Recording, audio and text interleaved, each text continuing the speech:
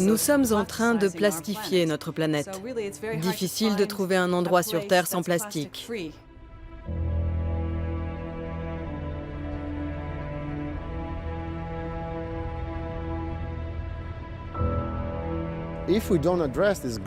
Si on n'arrive pas à gérer cette crise, où 2 milliards d'habitants sont sans aucun service de ramassage de leurs déchets, la pollution plastique des mers sera irréversible et irréparable.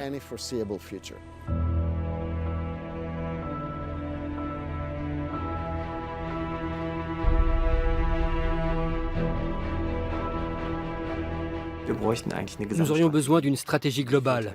Or, il n'y en a pas. Et ça, c'est effrayant.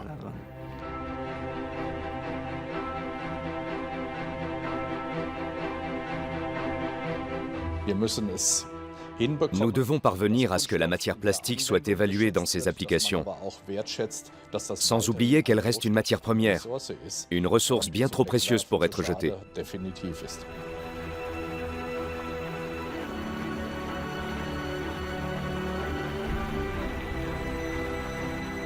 Réfléchissons, on a trouvé des tas de planètes, tas d'exoplanètes, tas de systèmes stellaires.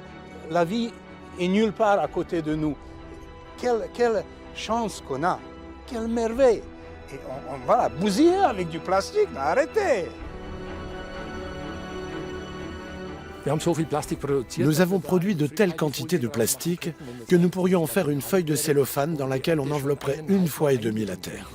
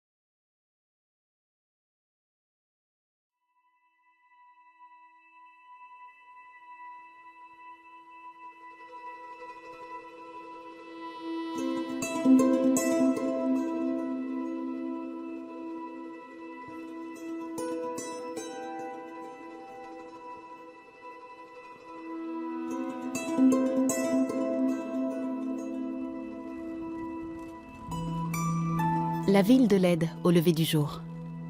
Un matin ensoleillé d'automne sur la côte hollandaise de la mer du Nord.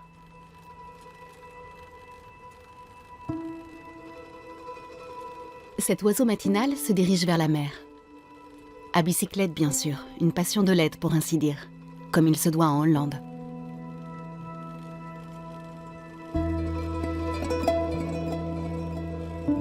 Toujours sa planche de surf sous le bras. Et pas n'importe quelle planche. La sienne est composée de déchets plastiques. Mera Ntinga adore le surf. Il est diplômé en biologie, artiste indépendant et activiste dans le combat contre un adversaire apparemment surpuissant, les déchets plastiques. Sa planche fait partie de son message.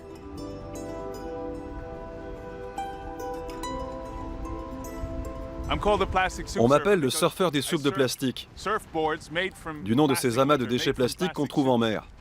Je m'en sers pour mes campagnes de sensibilisation. J'ai fabriqué cette planche avec de petites bouteilles de plastique, parce que je voudrais que l'on revienne au système de la consigne. Aux Pays-Bas, il n'existe pas de consigne pour ces petites bouteilles. En Allemagne, c'est différent. Elles sont consignées et les magasins les reprennent. Voyez-vous, rien qu'aux Pays-Bas, des dizaines de millions de ces bouteilles partent chaque année à la poubelle. Avec un système de consigne, on pourrait faire considérablement diminuer ce chiffre. Avec cette planche, je suis allé jusqu'en Angleterre depuis la côte hollandaise, ce qui fait 200 km. C'était en 2016, une initiative spectaculaire pour promouvoir le principe des bouteilles en plastique consignées. Pour Tinga, ce n'était pas la première action du genre. Mais jusque-là, il n'avait encore jamais osé s'attaquer à la traversée de la Manche. Quand j'ai quitté Scheveningen, il y a eu un moment génial. Les bateaux d'assistance étaient encore tout près, et j'ai vu ma femme me faire un signe de la main. Là, j'ai su qu'il fallait y aller. Je savais que ça allait devenir difficile. La mer allait grossir et le vent allait se lever et nous allions devoir l'affronter. Ce qui me frappe, c'est qu'il y a des endroits où beaucoup de plastique flotte dans la mer. On n'arrive pas toujours à savoir ce que c'est. Des bidons, des ballons ou des emballages. À un moment donné, j'ai accroché un grand filet de pêche qui flottait à la surface. Il s'est emmêlé autour du foil de la planche. Les gens du bateau ont dû intervenir pour me libérer. Hoeveel zijn we er? 137, ja, mooi. Ce qui me motive, c'est la conviction que je peux vraiment changer les choses. Je voulais attirer l'attention des gens sur la pollution plastique de nos mers et promouvoir un système de consignes pour les petites bouteilles, pour empêcher qu'elles ne finissent à la mer, sur nos plages, dans nos rivières et dans nos canaux.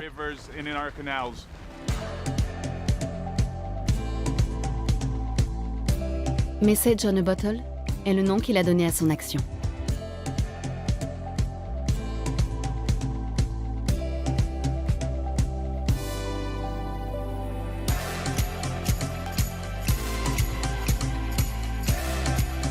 Le message dans la bouteille était parvenu à bon port.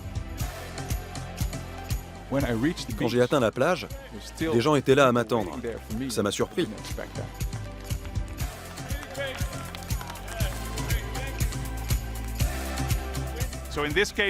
Mon action a été bénéfique à ma pétition. Grâce à ma traversée de la Manche, j'ai recueilli 60 000 signatures. Je les ai toutes déposées au Parlement pour encourager les députés à instaurer un système de consignes sur les bouteilles en plastique.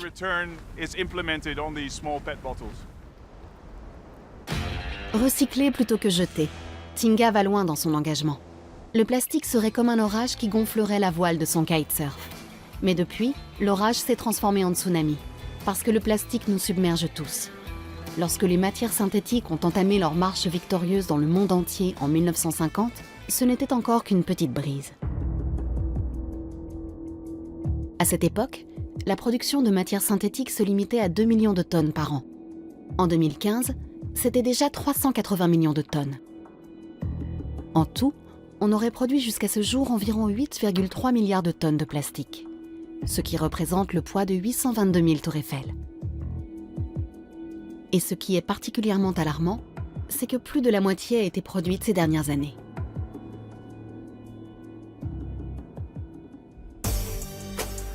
Francfort, siège de Plastique Europe-Allemagne, l'association de lobby du secteur industriel des produits synthétiques. La cote de popularité du matériau auprès de la population serait d'environ 75%. C'est du moins ce qu'ils disent ici, à Francfort. Rüdiger Baunemann est directeur général. Son credo, la matière synthétique n'est pas le problème, mais une partie de la solution. Ce dont nous sommes particulièrement fiers, c'est qu'aujourd'hui, les matières synthétiques sont présentes dans quasiment tous les domaines de notre vie quotidienne. Regardez autour de vous, les matières plastiques sont partout, dans les emballages de nos aliments, dans les maisons que nous habitons et qui sont, nous sommes en hiver, maintenant agréablement chaudes, parce qu'elles sont isolées avec des matériaux synthétiques, dans les automobiles où nous sommes entourés de plastique, et on en utilise toujours plus. L'électronique, les téléphones portables, les tablettes, ou bien dans le domaine du sport. Peu importe que nous soyons sportifs nous-mêmes ou que nous allions seulement assister aux matchs, les stades de foot, ces temples des temps modernes, ne pourraient plus aujourd'hui être réalisés dans leur forme actuelle sans recours massif aux matières synthétiques. Le champ d'application du plastique est prodigieux. 64 000 m² de film plastique. Le stade de l'Allianz Arena à Munich se présente dans un bel emballage. Érigé pour la Coupe du Monde de football 2006, il avait à l'époque la plus grande membrane plastique du monde. Le matériau utilisé pour la construction, très solide et perméable à la lumière, s'appelle le fluorpolymère. Il est très intéressant et important de se souvenir que la première invention importante de matériaux synthétiques avait eu pour but de se substituer à l'ivoire des boules de billard. Un joueur s'était plaint que les boules n'étaient pas parfaitement sphériques, puisqu'il s'agit d'un matériau naturel. Il a alors offert une récompense de 10 000 $ à celui qui trouverait un matériau mieux adapté que l'ivoire. Et ce fut une matière plastique qui se révéla clairement la plus adaptée. Autre avantage, elle a sauvé la vie des 12 000 éléphants sacrifiés tous les ans pour fournir l'ivoire nécessaire à la fabrication des boules de billard. Et ce n'était qu'un début.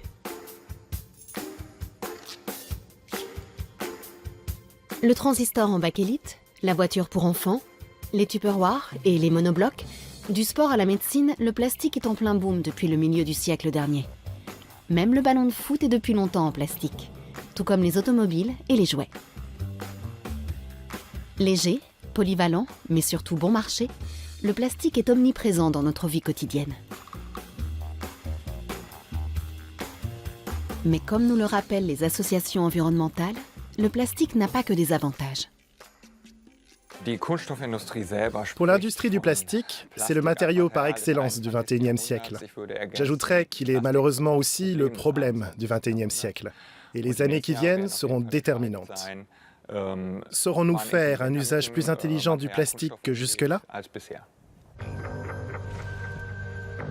Dès le milieu des années 1970, l'Académie nationale américaine des sciences avait attiré l'attention sur la pollution des mers par les déchets plastiques. Le rapport mentionnait alors qu'une réduction était urgemment souhaitable.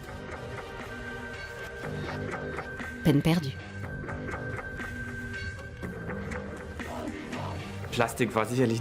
Le plastique n'a certainement pas été pensé pour être expérimenté sur l'espèce humaine. Il est devenu l'un des jouets favoris des ingénieurs qui s'en sont servis pour développer des matériaux jusqu'alors inimaginables. Évidemment, à ce moment-là, personne ne se souciait de savoir quoi en faire quand il deviendrait un déchet.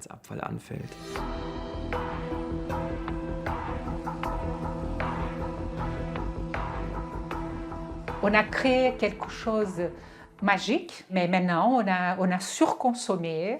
On ne s'est pas rendu compte, en effet, de toute cette consommation, de tout ce qu'on a pu créer sans réfléchir après, en effet, quelle est l'empreinte qu'on va laisser. Et cette empreinte ne peut plus être évincée de la discussion.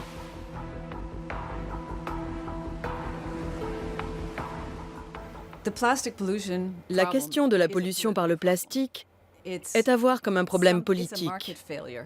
Il s'agit d'une défaillance du marché, ce dernier n'étant pas en mesure de corriger les erreurs systémiques qui ont généré les microplastiques, présents dans tous les milieux naturels, jusque dans le corps humain. Tous les cours d'eau sont saturés de plastique, partout dans le monde. Il devient urgent d'agir, politiquement aussi. Je pense qu'en Europe, nous devons initier une véritable régulation très contraignante dans ce domaine. C'est seulement si nous agissons qu'il y aura des répercussions internationales qui s'étendront au monde entier. Mais en Europe, tout le monde continue à dire que tant que le reste du monde ne bouge pas, nous ne bougerons pas. Mais à l'inverse, les autres n'auront pas de raison d'agir si l'Europe ne le fait pas.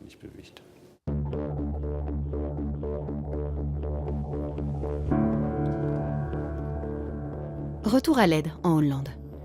Les rayons de ce supermarché regorgent de plastique. L'emballage est roi. Pourquoi ?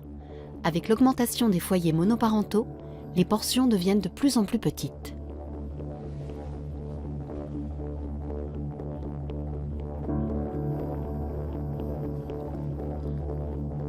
Quand on lui parle de plastique et d'emballage, Merain Tinga a la nausée. L'habitant de Leyde qu'il est ne peut se résoudre à accepter cela, et il entend bien se battre.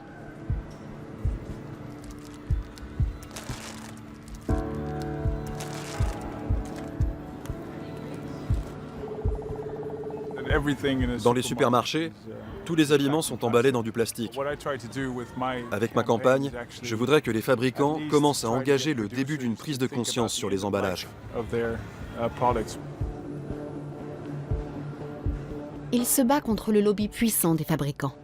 Un Don Quichotte au pays des moulins à vent, dans un pays où même les moulins à vent sont en plastique.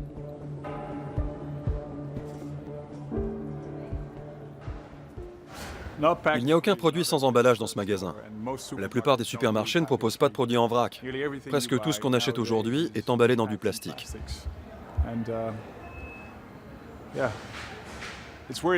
Il y a de quoi être alarmé des conséquences de notre usage effréné du plastique et par la quantité de déchets plastiques qu'on produit. Même si ce n'est qu'une petite partie, quand le plastique atteint la mer, il s'y accumule. Des chercheurs nous disent que si l'on continue à ce train-là, dans 30 ans, il y aura plus de plastique que de poissons dans les océans. Ce sont les emballages qui représentent le plus gros des détritus. Avec 220 kg de déchets d'emballage par tête et par an, les Allemands étaient champions d'Europe en 2014. Les Français, par comparaison, en produisent moins, 188 kg par an. Ce qui représente tout de même encore bien plus que la moyenne européenne, qui était de 163 kg en 2014. Les Pays-Bas ne sont pas mieux lotis. Sur l'échelle des déchets, les emballages font la course en tête, y compris sur le marché hebdomadaire de l'aide. Tinga ne se voit pas comme un ennemi du plastique. Il aimerait plutôt modifier l'usage que nous en faisons. Pour que le plastique ne pénètre pas dans la chaîne alimentaire, il faut commencer par en produire moins. Et par-dessus tout, il faut en utiliser moins. C'est là qu'intervient le consommateur.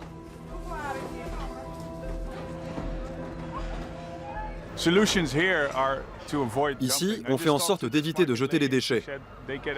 Je viens de discuter avec une femme sur le marché qui m'a dit qu'on risque une amende de 1 500 € si on jette quoi que ce soit dans le Rhin, même un déchet organique. Ces mesures semblent bonnes pour un marché comme ici. Mais les racines du problème sont plus profondes. C'est notre manière d'utiliser le plastique, de le considérer comme un matériau anodin, alors qu'il représente un réel danger pour l'eau et pour l'environnement.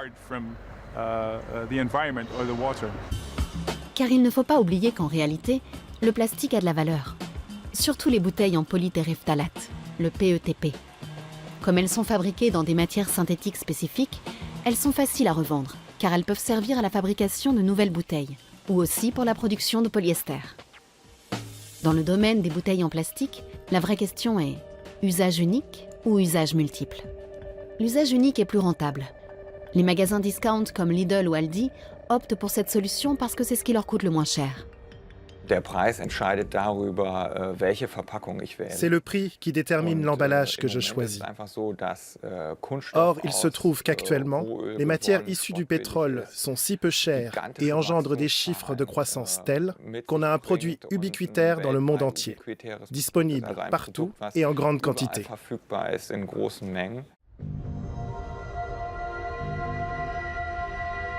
Le système de la consigne exige une infrastructure coûteuse. Les protecteurs de l'environnement et le marché des boissons parlent d'un combat de David contre Goliath.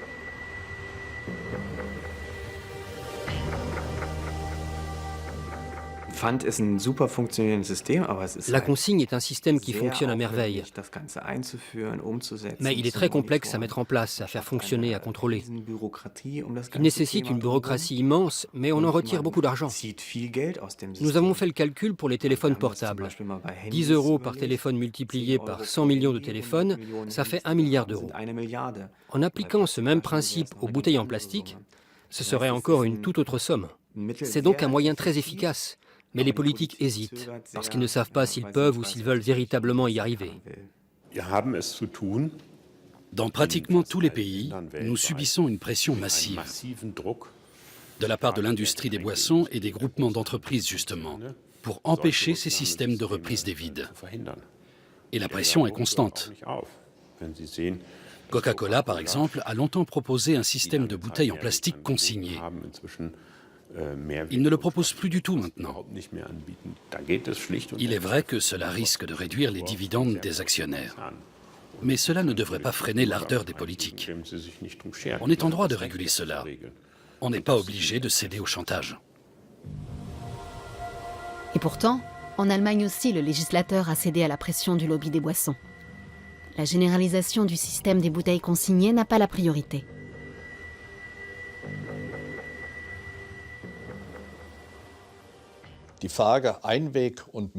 Je crois que la question des emballages perdus est une histoire qui n'a pas forcément à voir uniquement avec les producteurs ou les distributeurs.